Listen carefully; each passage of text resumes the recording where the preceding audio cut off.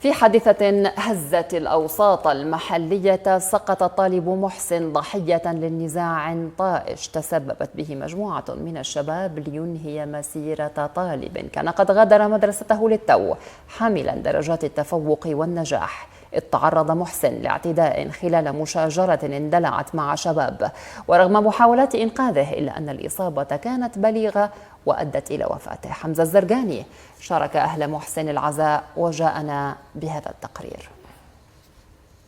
الشاب محسن خرج من مدرسته حاملا معه درجات التفوق، يحلم بالعودة إلى منزله كما يفعل كل يوم، لكن طريق العودة تحول إلى نهاية مفجعة. مشاجرة عابرة وشباب طائشون ومتهورون أنهوا حياة طالب لم يكن يحمل سوى كتبه وأحلامه، ليسقط محسن ضحية عنف بلا وعي.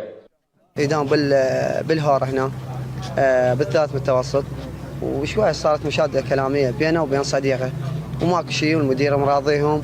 من طلع قاعد يمشي ما حاسين الا كاظينا جماعة منين منا اثنين، يعني منا اثنين كاظين ايديه، وواحد كاظم منا من يم شعره، وشوية عنده شعر كاظم منا من يم شعره، ولابسين بوكسيات مال حديد ونتالات مال كهرباء. احنا جينا اجرنا تاكسي واخذناه للمستشفى. نخدنا بالمستشفى الولد ميت، الولد مات بين يديه، شبقنا ومات. اخذناه لا نفس بيه ولا دقات قلبه يشتغلن. عائلة الضحية والكادر التربوي في مدرسته ثمنوا الجهود السريعة للقوات الأمنية في ملاحقة الجنات، مطالبين في الوقت ذاته بتطبيق أقصى العقوبات بحق المتورطين ليكون محسن آخر الضحايا، ورسالة واضحة بأن دم الأبرياء لا يمكن أن يهدر. احنا الناشد يعني قائد شرطة واسط، ناشد المحافظ، الناشد كل الجهات المعنية تتدخل لنا بهاي الحالة، لأن هي هاي الحالة مو بس علينا راح تصير، إذا بقت راح تدفع، راح تعبر، لأن إذا ماكو ردع من القوات الأمنية يعني شو أقول لك، احنا عشنا بغابة بهيك حالة. وهذا حادث حقيقة مؤلم جدا.